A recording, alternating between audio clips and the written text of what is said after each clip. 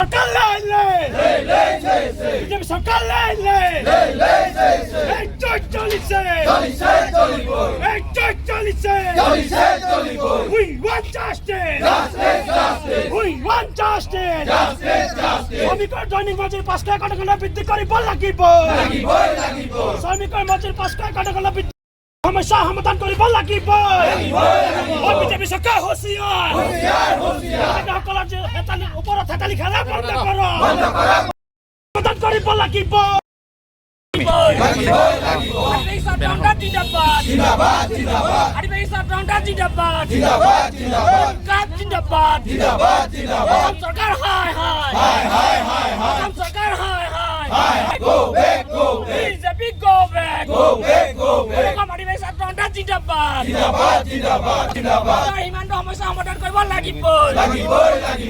হিমান্ত সমস্যা সমাধান কৰিব লাগিব।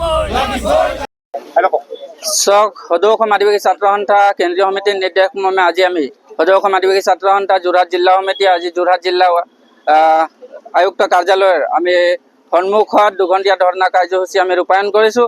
আদিবাসী লোকসকলৰ যিখিনি মৌলিক অধিকাৰ, আদিবাসী জনগোষ্ঠীৰ জনজাতিকৰণ, আদিবাসী লোকসকলৰ চাহ শ্ৰমিকসকলক 551 টকা দৈনিক মজুৰি বৃদ্ধি, আদিবাসী লোকসকলৰ যিটো ভূমিপট্টা, লগতে আমাৰ অসম নাগালেণ্ড সীমান্ত যিটো মৰিয়নি আৰু মুকুকচুঙৰ যিটো সীমান্ত, এই সমস্যা সমাধান কৰাৰ দাবীত লগতে কাজিৰঙা ইলেং পথাৰত যি আমাৰ আদিবাসী লোকসকলৰ যিটো মাটি লুণ্ঠন কৰি তাত হায়াত স্থাপন কৰিবলৈ লৈছে, আমি সদৌ অসম আদিবাসী ছাত্ৰ সন্থাই আমি তীব্ৰ বিৰোধিতা তথা ধিক্কাৰ জনাইছোঁ অসম চৰকাৰক।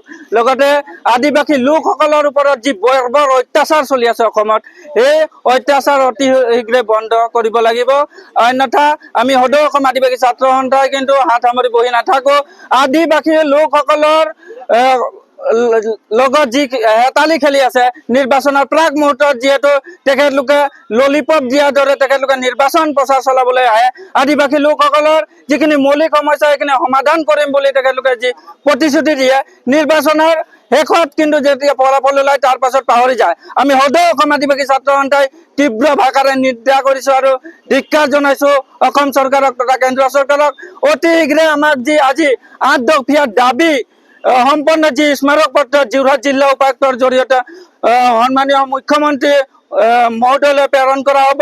তাৰ পাছতো কিন্তু যদি অসম চৰকাৰে এই সমস্যাখিনি সমাধান নকৰে বা এই সমস্যা সমাধানক লৈ একো গুৰুত্ব নিদিয়ে, আমি সদৌ অসম আদিবাসী ছাত্ৰ সন্থাই এই ক্ষণৰ পৰাই কিন্তু সকীয়াই দিছোঁ।